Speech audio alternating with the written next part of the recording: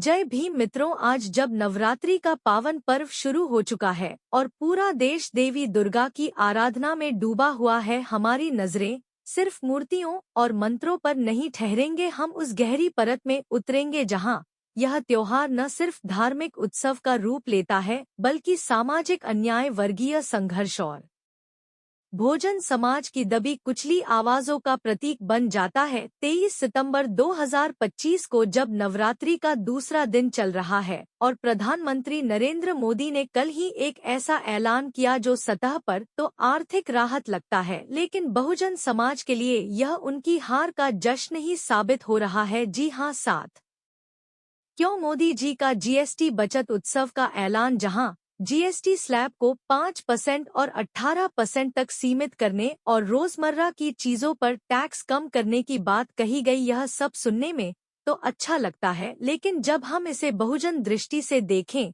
तो यह साफ हो जाता है कि यह ऊपरी वर्ग के व्यापारियों और कॉपी एड्स को फायदा पहुंचाने का माध्यम है, जबकि दलित, पिछड़े और आदिवासी समुदायों की जेब पर ही बोझ बढ़ता जा रहा है। यह ऐलान नवरात्र के बहाने आया, लेकिन क्या यह दुर्गा की शक्ति का उत्सव है या महिषासुर जैसे उन बहुजन नायकों की हार का उत्साह? और ऊपर से सुप्रीम कोर्ट के मुख्य न्यायाधीश BR गवई जी ने हाल ही में एक ऐसे विवादास्पद बयान से नवरात्र की काली सच्चाई को उजागर कर दिया है जो हमें सोचने पर मजबूर कर देता है कि क्या यह त्योहार वहाँ कई समानता का प्रतीक है या फिर वर्चस्व की कहानी। साथियों, वीडियो शुरू करने से पहले एक छोटी सी गुजारिश, यह वीडियो बहुजन समाज की आवाज है, इसे लाइक करें, शेयर करें और चैनल को सब्सक्राइब जरूर करें। कमेंट में बताएं कि नवरात्रि आपके लिए क्या मायने रखती है। जय भीम, जय दुर्गा माता की। चलिए अब अपनी टॉपिक पर बात करते हैं,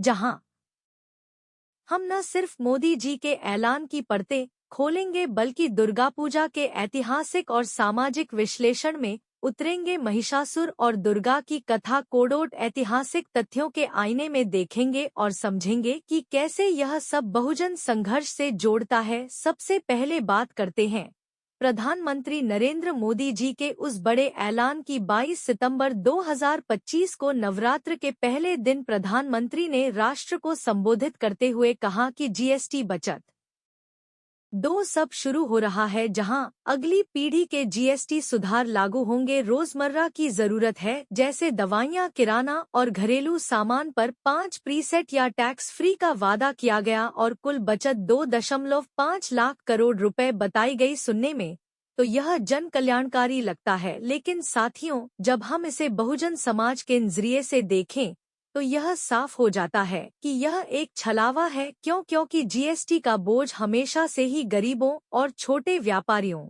पर ज्यादा पड़ा है। दलित और पिछड़े समुदायों के अधिकांश लोग तो खुद को व्यापारी कहलाने लायक नहीं है।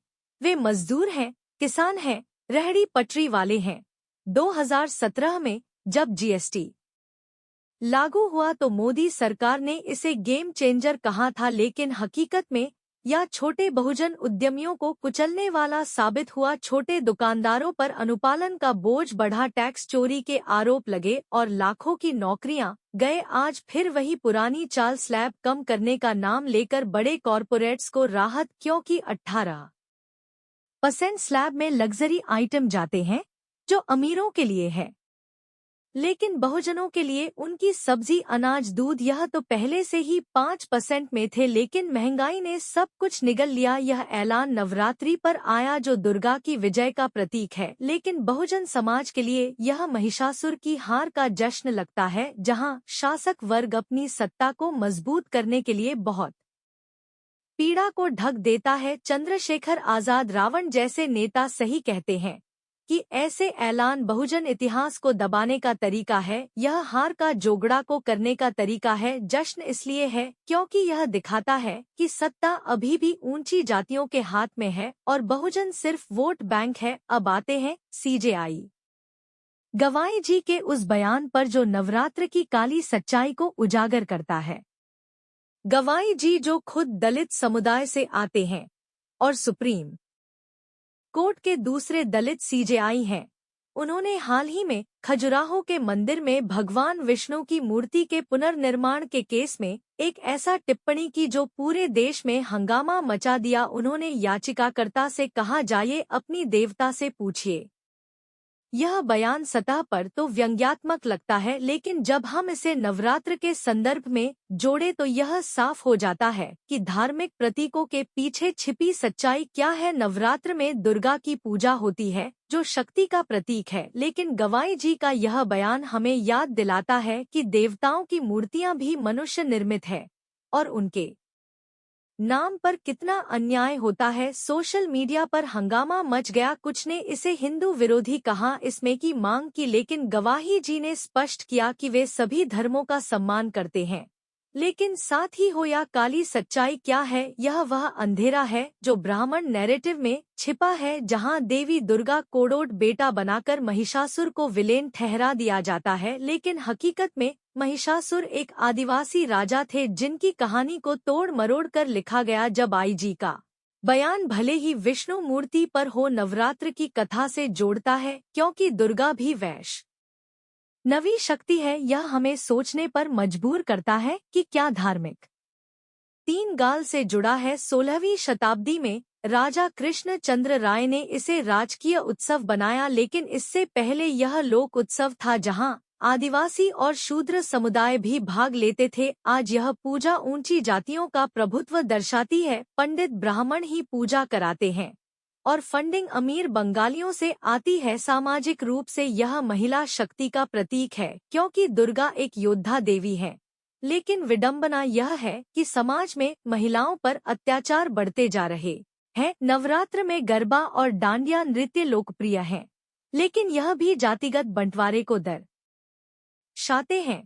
ऊंची जातियां अलग, दलित अलग, राजनीतिक रूप से त्योहार चुनावी हथियार बन गया है। बंगाल में ममता बनर्जी दुर्गापूजा को राजनीतिक मंच बनाती है और मोदी सरकार ने इसे स्वदेशी उत्सव से जोड़ दिया, लेकिन बहुजन पर्सपेक्टिव से दुर्गापूजा महिषासुर की हार का उत्सव है, एक ऐसे राजा की जो बहुजन प्रतिरोध का प्रतीक था। यह पूजा शाम आज एक असमानता को पुख्ता करती है, क्योंकि यह ब्राह्मण एकल नैरेटिव को मजबूत करती है, जहां आर्य वर्चस्व को देवी का आशीर्वाद बताया जाता है। आप गहराई में उतरते हैं महिषासुर और दुर्गा की ऐतिहासिक कथा पर। पारंपरिक देवी महात्म्य दुर्गा सप्तशती में दुर्गा को ब्रह्मा, विष्णु, शिव आदि दे नेताओं की संयुक्त शक्ति बताया गया है, जो महिषासुर नामक असुर का वध करती है। महिषासुर को भैंस का रूप धारण करने वाला दुष्ट कहा गया जो स्वर्ग पर कब्जा कर लेता है। लेकिन साथियों, जब हम ऐतिहासिक तथ्यों को खंगालें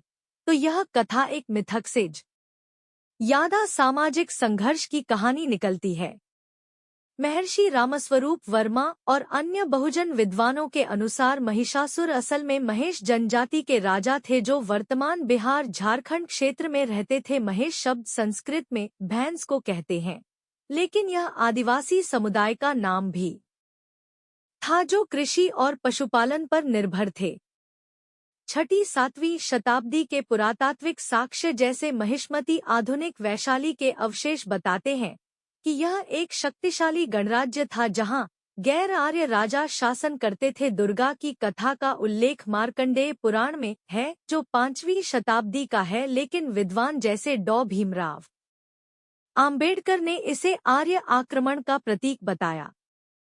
आर्य जब भारत आए तो उन्होंने द्रविड़ और आदिवासी राजाओं को असुर कहा और उनकी कहानियों को तोड़ मरोड़ लिया। महिषासुर, जो शायद एक वास्तविक राजा थे, ने आर्य विस्तार का विरोध किया। पुराणों में उन्हें असुर कहकर बदनाम किया गया और दुर्गा को आद्य शक्ति का प्रतीक बनाया गया। इतिहासकार दीदी कोड़ोट चांडी ने लिखा है कि महाभारत और रामायण में भी ऐसे ही असुर राजाओं को विलेन बनाया गया। महिषासुर की पूजा आज भी झारखंड के कुछ आदिवासी समुदायों में होती है। वे उन्हें अपना पूर्वज मानते हैं। 2011 में जब त्रिपुरा में महिषासुर शहीद दिवस मनाया गया तो आरएसएस ने विरोध किया।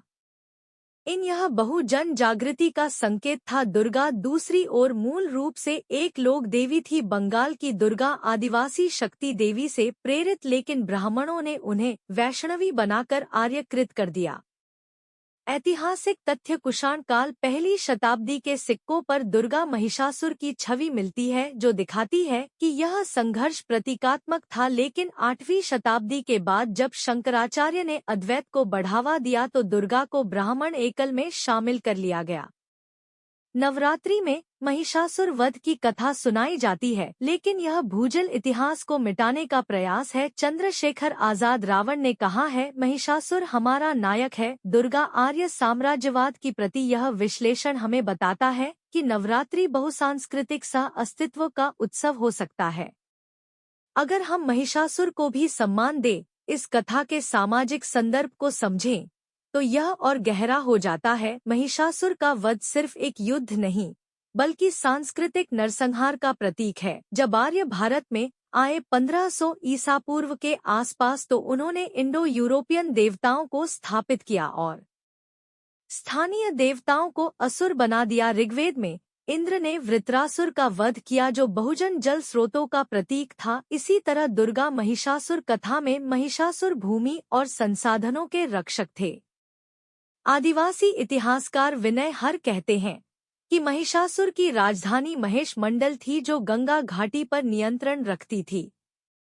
आर्यों ने इसे जीतकर अपनी सांस्कृतिक श्रेष्ठता स्थापित किया। आज जब नवरात्रि मनाते हैं तो हम अनजाने में इस वर्चस्व को दोहराते हैं, लेकिन बहुजन आंदोलन ने इसे चुनौती दी है। 1920 के दशक में पेरियार ने द्रविड़ आंदोलन में असुरों को अपना बताया। आम्बेडकर ने रेडिकल्स हिंदू इसमें लिखा कि पूरा कथाएं जातिवाद को जस्टिफाई करती है। झारखंड में संथाल और मुंडा जनजातियां महिषासुर को पूजती है और नवरात्रि के समय विरोध प्रदर्शन करती है। यह संघर्ष आज भी जारी है। मोदी सरकार के आदिवासी विस्थापन नीतियां जैसे अडानी प्रोजेक्ट्स महिषासुर की हार दोहराती है।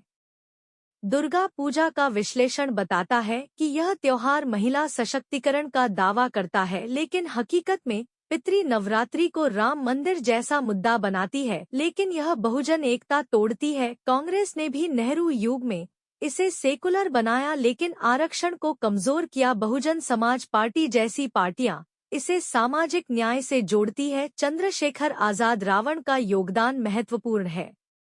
वे भीम आर्मी के जरिए महिषासुर शहीद दिवस मनाते हैं और कहते हैं कि नवरात्रि बहुजन पहचान की लड़ाई है। 2025 में जब बिहार चुनाव नजदीक है, मोदी का ऐलान महिलाओं को 10,000 रुपए देने का जैसा एक पोस्ट में उल्लेख है। वोट खरीदने का प्रयास लगता है, लेकिन बहुजन महिलाओं के लिए यह अपमान है। साथियों, यह विश्लेषण हमें सिखाता है कि सांस्कृतिक प्रतीक असमानताओं को प्रभावित करते हैं। नवरात्रि को बहुजन संघर्ष का प्रतीक बनाएं। महिषासुर की याद में जय भीम वीडियो शेयर करें।